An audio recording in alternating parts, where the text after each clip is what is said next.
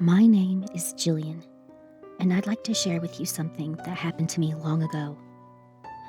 When I was about 9 years old, I lived with my uncle in a small rural town in Ohio. My parents had both passed away when I was very young, and my uncle was the only family that I had left.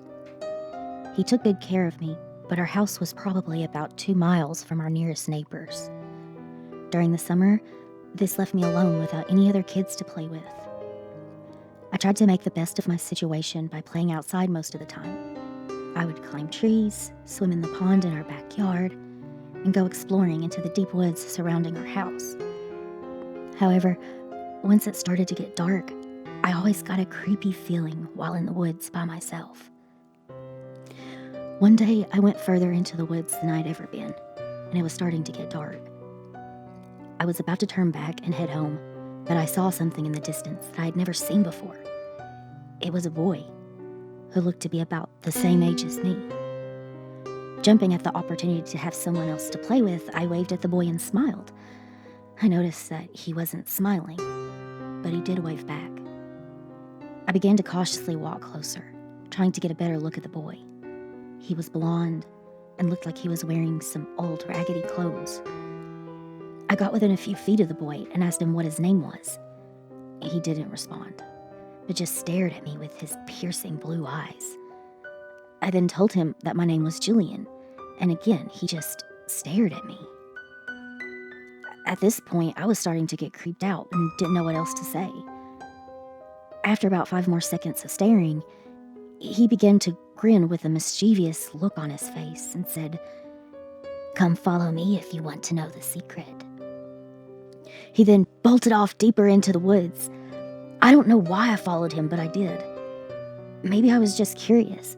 Maybe I longed for adventure. Or maybe I was just desperate for a friend. I followed the mysterious boy deeper into the woods as it grew darker and darker. It became very hard to see where I was going, but I could still keep track of the boy because of his white shirt. Suddenly, I felt like I was falling and I smashed into something. Without even realizing it, I fell into a large hole. I tried to stand back up, but I felt a sharp pain in my ankle that prevented me from standing. I shouted for help, hoping that the boy would come back to help me, but he never did. I kept shouting help for what felt like hours. I was all alone, hearing growls, screeches, and more mysterious sounds that I can't even begin to describe.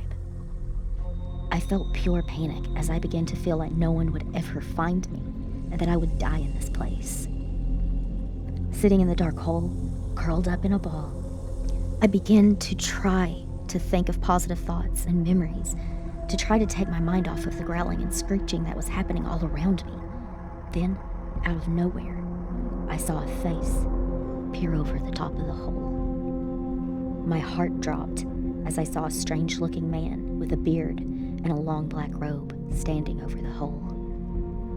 He looked at me with a menacing look of amusement, like this was all a game to him. I screamed and closed my eyes, hoping that he would go away. When I opened my eyes a few minutes later, he was gone, and I started to feel like I was losing my mind.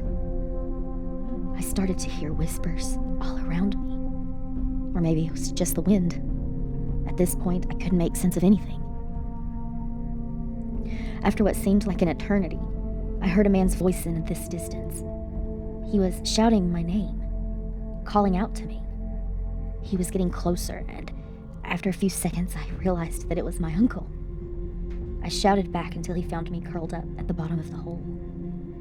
He grabbed me by the hands, pulled me out, and carried me back home to the house.